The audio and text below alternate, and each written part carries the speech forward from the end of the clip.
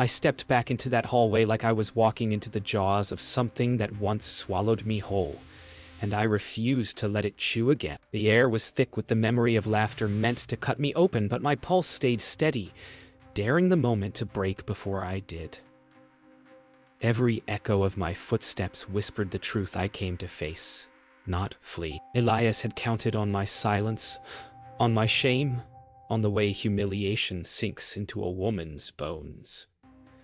But I wasn't here to bow. I was here to rise. And in the quiet before the storm, I felt a question tighten around my throat, like a vow waiting to be spoken. What does a woman owe to a world that tries to strip her name from her own story? How long can a heart hold its breath before it demands to breathe? If courage is born from ruin, what was I becoming now? And as the doors ahead shuddered open, another question burned deepest. Would he even recognize the woman walking back toward him? The silence pressed against me like it wanted answers before I even found them myself. I moved back down the corridor, feeling the weight of old eyes that once watched me break, even though no one was there now. Every step reminded me of the day Elias stripped my pride in front of people who pretended not to enjoy the show. Shame had lived in this place like mold, growing in corners I refused to look at, but today I forced myself to stare straight at it. I wasn't here to hide from the reflection of who I once was. I was here to reclaim her. I reached the break room where everything had fallen apart. The place Elias cornered me with a smile that wasn't a smile at all. The memory tried to claw its way back, but I refused to let it anchor me. I needed to see it clearly, not through the haze of humiliation, but through the truth I was finally ready to touch. A room is just a room until someone decides to poison it. Maybe today I could take the air back. I thought seeing the place again would rip something open, but instead it stitched something closed. I wasn't the same woman who ran out of here shaking. My heartbeat was slower now, deliberate, grounded. Maybe healing doesn't shout. Maybe it walks back into the room that broke you and waits for the walls to blink first. I turned toward the exit, ready to leave the ghost behind when the elevator dinged again. This time the footsteps were real, heavy, familiar, deliberate, the kind of steps made by someone who believed he still owned the room. My breath sharpened. Maybe I wasn't done reclaiming everything after all. Elias stepped into the hallway like he was arriving at a stage built for him, not noticing how the air around us tightened.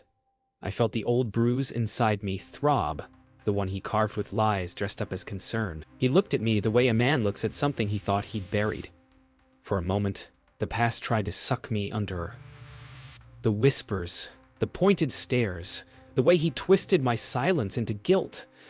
But this time I didn't fold. I let him see every inch of the woman he tried to break.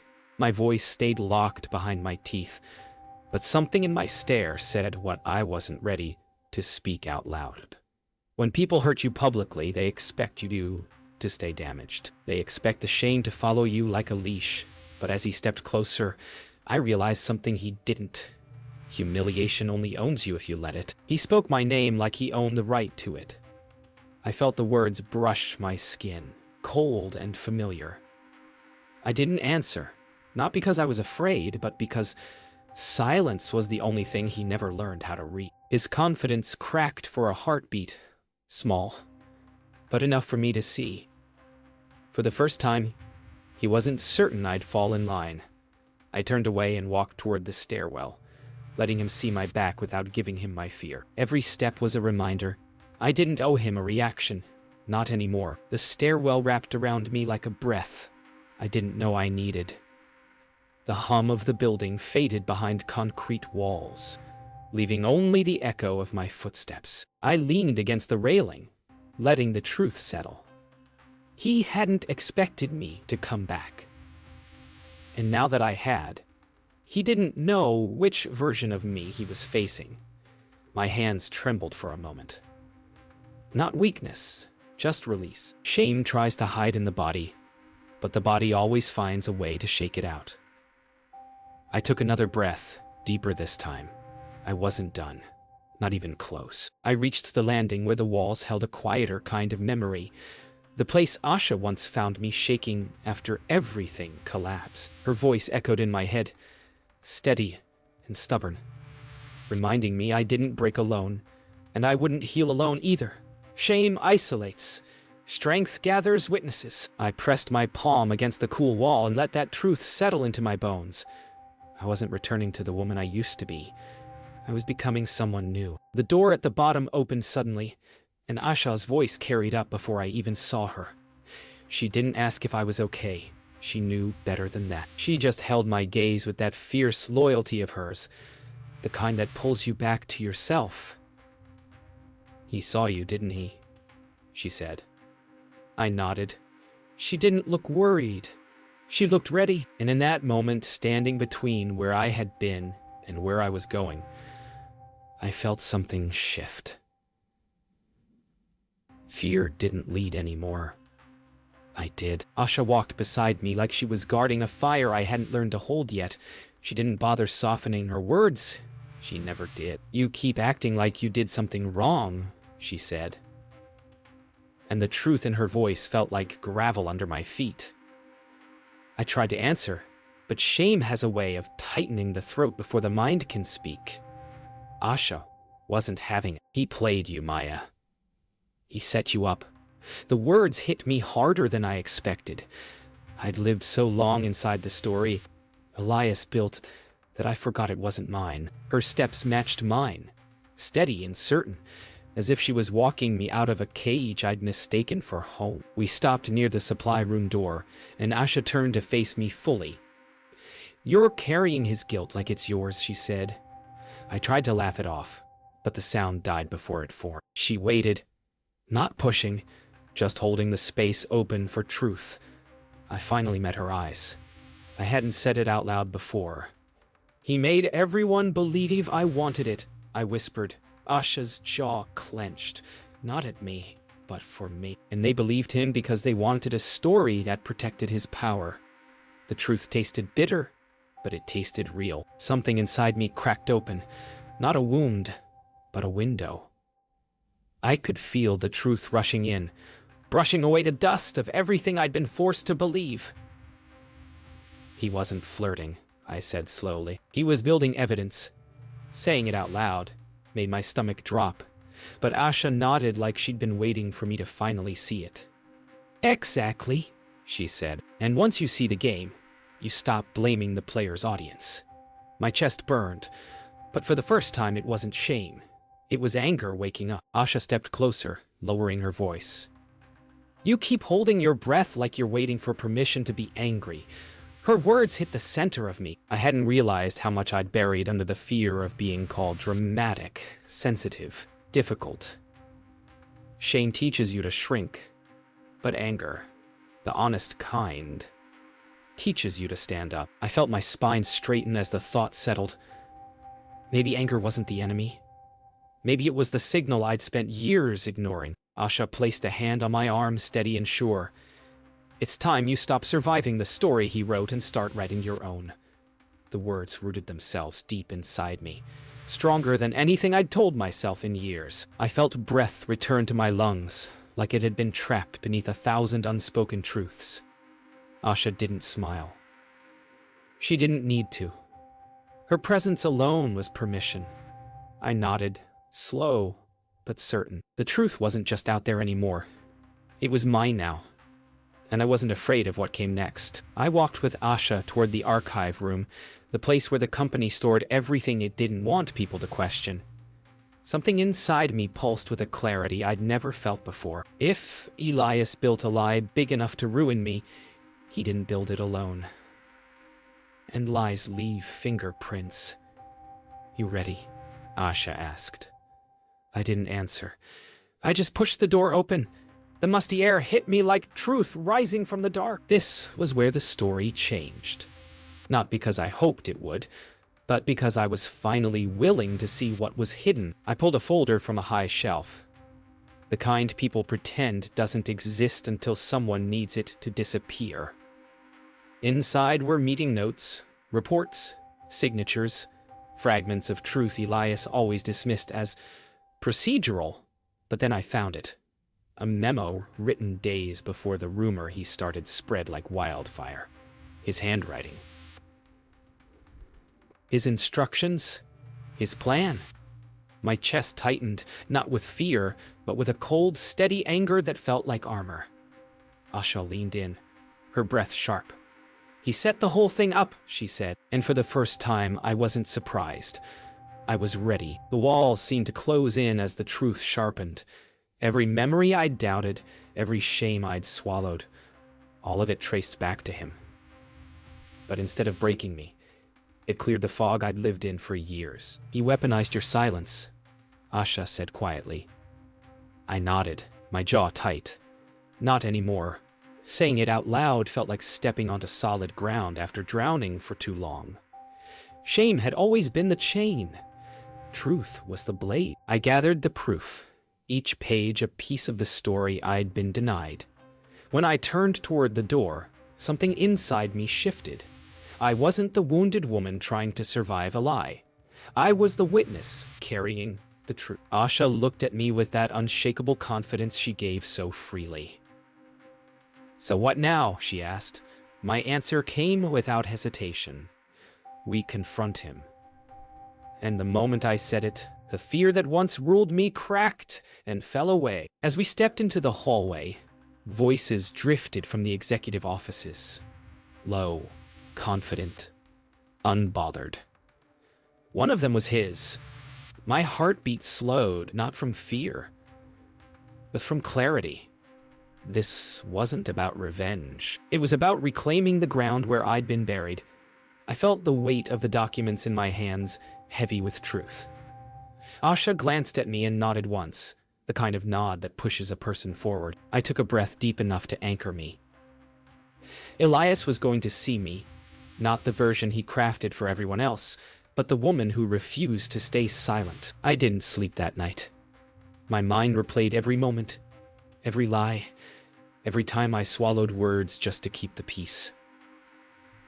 The document sat beside me like a heartbeat I couldn't ignore. By morning, the fear that once clung to me felt thinner, almost transparent. I wasn't thinking about Elias anymore. I was thinking about the woman I wanted to become after the dust settled. Asha texted me just one word. "Ready?" I surprised myself by answering just as simply, "Yes." The truth wasn't just a weapon now. It was a doorway. I left the apartment with a steadiness that felt new, almost unfamiliar. The city wasn't the same backdrop it used to be. It didn't loom over me anymore. It made space for me. On the bus ride downtown, I watched strangers go about their morning, unaware of the story unfolding in my hands. Shame had made me feel isolated, but truth made me feel connected. Like every woman who'd ever been silenced stood somewhere behind me. I wasn't alone. I never had been. When I stepped off the bus near the office district, the world felt sharper, more honest. I walked past the cafe where I used to hide during lunch breaks, past the alley where I once cried behind a dumpster, just to avoid being seen. None of those places owned me anymore. Every block felt like a quiet victory. I realized then that strength doesn't come from revenge or anger. It comes from choosing yourself after everyone else tried to choose for you. I kept walking, each step clearing the path ahead. I reached the plaza outside the office tower and felt a familiar tightness in my chest. But this time, it wasn't fear. It was resolve. I wasn't walking in to confront a man. I was walking in to reclaim the future he thought he could take from me. As I approached the doors, Thomas stepped out from the lobby. I hadn't seen him in months. His presence was steady, like always. "You doing this alone?" he asked gently. I nodded. He didn't try to stop me. He just said, "Then I'll walk with you to the door." And he did. We stood at the doorway, sunlight stretching long shadows behind us. Thomas didn't say anything else. He didn't need to. His silence felt like a shield, not a void. I tightened my grip on the documents and stepped inside the building that had once swallowed me whole. But this time, my footsteps didn't echo fear. They echoed purpose. I wasn't walking in as the woman who'd been humiliated. I was walking in as the woman who'd learned to rise from it. Whatever waited for me upstairs, I was ready to meet it face to face. The elevator ride felt like the quiet before a storm. The kind that makes the air shift right before lightning strikes. I watched the floor numbers climb, each one peeling away a layer of the fear I used to carry. When the doors opened, the office buzzed with its usual rhythm, unaware of the reckoning walking in. Elias stood near the conference room, laughing with two managers, the same laugh he used the day he broke me. Something inside me steadied, not hardened, steadied. I stepped toward him, documents tucked under my arm, no tremor in my hands. Shame had chased me here once. Today, truth walked beside me. Elias noticed me only when I was close enough for his smile to falter. The shift in his face was small, but satisfying. A crack in the armor he polished daily. "Maya," he said, voice dripping with that fake warmth he used to make me doubt myself. I didn't respond.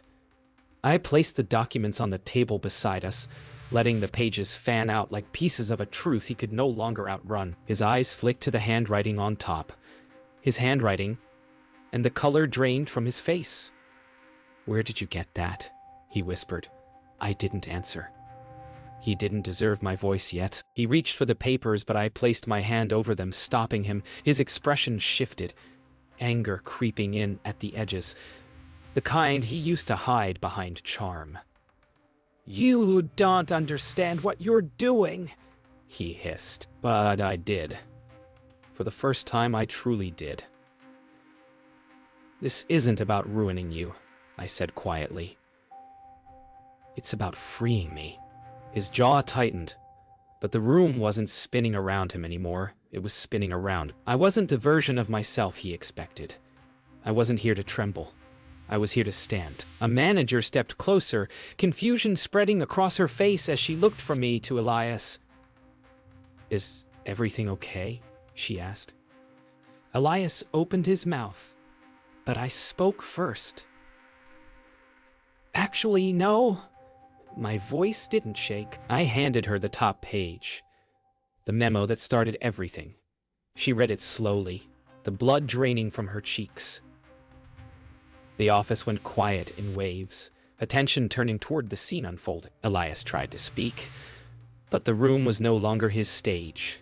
For once, he was the one being seen clearly. The manager's eyes lifted from the memo, filled with something between disbelief and anger.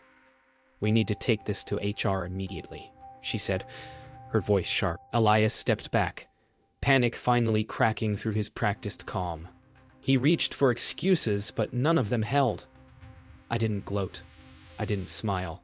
I just breathed, deeply, for the first time in years. As they escorted him toward the HR office, his eyes met mine, searching for the woman he once controlled. But she was gone. In her place stood someone he never saw coming. The woman who refused to be rewritten. The building felt different after they took Elias away. Lighter, like someone had opened a window after years of stale air. I walked through the halls without bracing for whispers or glances. People looked up when I passed, not with pity or judgment, but with quiet understanding. Some even nodded. I didn't need their approval, but I felt the shift. Shame no longer clung to me. I had peeled it off, layer by layer, until my skin finally felt like mine again. I reached the same conference room where everything once shattered. This time, I stood tall in the doorway. I wasn't here to relive a wound. I was here to close a chapter with both hands steady. I walked slowly around the table, touching the edges where I once gripped it to stay upright. The memory still lived here, but it didn't own me anymore. I let the silence settle. Not heavy this time, but gentle. "Asha texted me, 'Proud of you.'"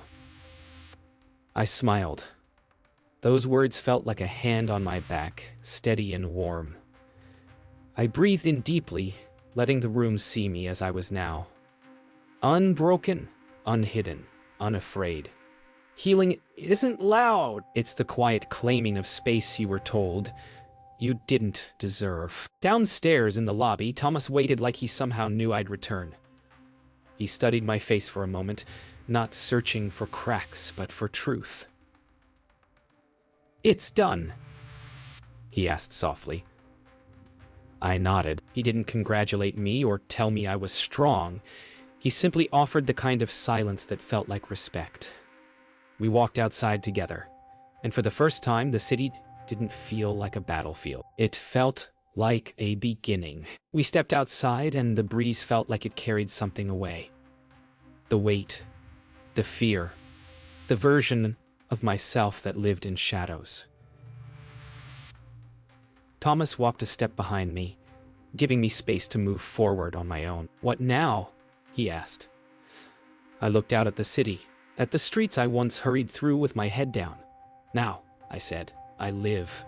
The words felt simple, but they were everything. Strength wasn't just surviving the storm. It was choosing what came after.